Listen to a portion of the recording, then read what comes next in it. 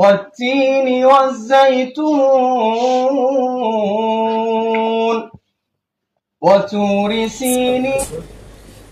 ভিডিওটা দেখলেন আপনারা, এটার মূল ঘটনা হয়েছে রমজান মাসে একটা অনুষ্ঠানে কোরআন তেলাওয়াত হবে কোনো এক বিশ্ববিদ্যালয়ে।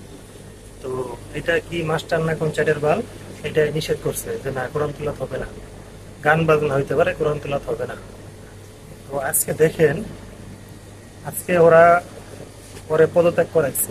তো ইচ্ছে করে পদত্যাগ করে না, ওরে পদত্যাগ করাইছে। আর ওরে বিদায় করছে ওর রুমে, ওর পাশে দাঁড়াইয়া কোরআন তেলাওয়াত করাইছে, আর খানের পাশে দাঁড়াইয়া। তো কোরআন অপমান করার আগে চিন্তা করবে, কোরআন অপমান করলে এই পৃথিবীতে তোর শাস্তি হবে, মরার পরে না, তুই বাঁচা থাকা অবস্থায় পৃথিবীতে তোর শাস্তি হইব। ঠিক আছে? তো ভালো হয়ে যা, তোরা যারা 15টা বছর